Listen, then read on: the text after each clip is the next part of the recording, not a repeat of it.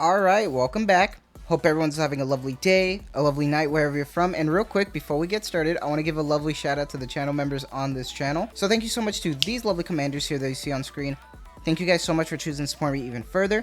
You guys' generosity and gratitude means a lot to me, so thank you guys so much. And if you're actually interested in becoming a lovely commander yourself, if you're interested in any of these cute little emotes, the loyalty crown badges, if you are interested in supporting me even further, I do deeply appreciate it, so thank you if you choose to do so. That being said, as always, just watching the content is truly the best way that you can support me.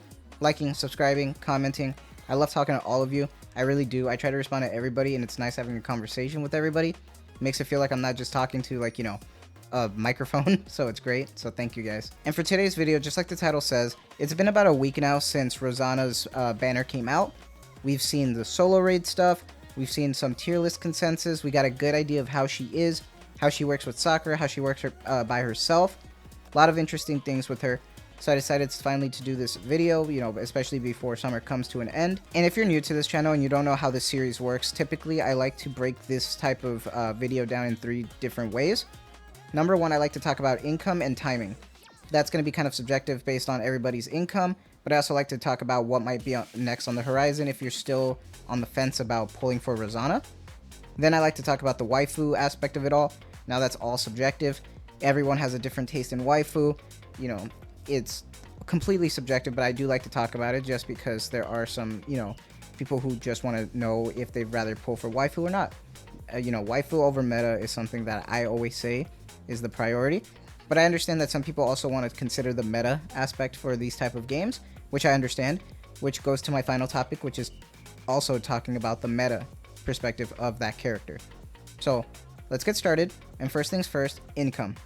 So if you're already tight on gems, I really think that this is a tough situation, because if you're tight on gems but you really want to pull for Rosanna, there are a few things that you need to consider. And one of these is that you won't be able to see this character until next year, possibly during summer. Not only that, but we also know that Summer Anise and Summer Helm reruns are happening, so if you are looking forward to their banners, keep in mind that you might want to use whatever savings you have left to try to pull on their banners, plus whatever the announcement might be. We don't know what else is coming down the pipeline. We don't know if it's going to be a Summer Part 2, if it's just going to be a collab announcement with the reruns. We have no idea. It could just be a normal announcement of how they're going to do the reruns for, you know, Anise and Helm. It could literally just be that. That'd be a little bit boring. So I'm assuming, you know, maybe hopefully Copium, that we do maybe get a Summer Part 2. Give me that sugar, baby. I'm telling you right now. If that's sugar, I'm going to try to go for an MLB. I will. It's crazy. But I would do it. Well, who knows? But if you have a little bit of gems, just remember that she is limited. So how bad do you really want this character? I think that, you know, she's great.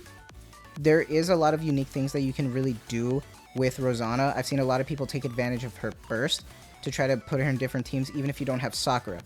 Because if you're thinking about that, if you don't have Sakura, should I even pull for Rosanna?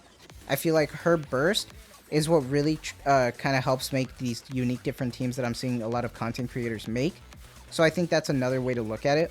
So I'd honestly say if you're trying to pull for another banner, especially for the old rerun banners, definitely hold, but just keep in mind that she is limited. So, you know, I know some people who pitied for Rosanna, and they are very happy. So, you know, take that into consideration if you want, but, you know, remember, 200 pity's a lot. So if you really want her, just think about it. I don't blame you if you use your pity, because she looks amazing, and she's honestly not that bad at all. We've already seen the tier list rankings. Go look at Pridewin. You know, go look at the JP tier list, Loot and Waifus, Nikke.gg. There's a good consensus there. Now, as for waifu opinions, you know, first things first, like, look, this amazing MLB wallpaper, I mean, she's drop dead stunning. So close to how Capri looks in Destiny Child. Now, you know, she's a little bit more, even more busty for Destiny Child, but she looks amazing. So I think they did an amazing MLB wallpaper. It might be my most favorite MLB wallpaper in this game so far. But that's also 3 additional copies. Now, if you're wondering what her 2D pose is, I still think that's, you know, still a banger. Because when it comes to Rosanna, I think she looks amazing. And the fact that this is her live 2D right here is phenomenal. I think she looks so drop dead gorgeous. I love the additional background furniture props that they give, especially for these summer characters. It really adds a little bit more you know, enticement to pull for them. Because even the base 2D live looks so good. Even if you don't have the wallpaper, she looks drop dead gorgeous. And I'm telling you right now, dude, she could fold me like a lawn chair, dude. I'm good to go. You know what I mean? I'm good to go if she folded me like one. I'm telling you right there. I drink it. I drink all that sweat. I don't care. It could be water, sweat. I don't care. I'm here for it. I'm just saying. I'm just saying. I understand. Like, she's so damn gorgeous, and I love the outfit. Not only that, but they did really good job with her front pose. I think it looks really good. I like her facial animations. It looks great. Just the outfit in general, really, really good. Now, you know, I could use a little bit more JPS. I could go for some more JPS because it looks a little weird. She's going like just like up and down, honestly. I could go for more JPS, some jiggles per second, but it's okay. You know, I understand. You know, look at the feet action. Like, you know, waifu aspect is like just a 10 out of 10 in my book. You know, it's great. Phenomenal. Looks good. You get side booba too, but you also see the assets. It's great. I think it's phenomenal. I think it's one of the better looking skins in this game in terms of fan service. I do think it looks really, really gorgeous. Not only that, but I also love, like, how, like, sassy her idol looks. Like, that sass. And also, this chibi model is insane. Just say, this chibi model is insane. Just for, like, the, like, fan service on the chibi model is crazy. But also, what's going on right there? You guys see that, like, seam right there on her left armpit? Like, it's, like, squared out. Ooh. I don't know if it's like that on all of them, but that looks interesting. All right, anyway. No, sorry, I just caught that. But no, you know, if you're pulling for waifu, you know, I totally get it. She looks absolutely amazing. But then when it comes down to the meta perspective, now, she's not going to be groundbreaking or anything. She's not going to be, like, triple S or anything. If anything, the most meta summer unit in this is definitely going to be Summer Anise, especially for PvP. Summer Anise is a, you know, top dog. She's amazing. I think Summer Anise, even in PvE, still holds strong. Even if the meta's changed a bit, she's still up there, and, you know, she's a beast. So I understand if you want to focus on getting her. However, I still think Summer Rosanna has a place. Not every, you know, unit has to be meta groundbreaking.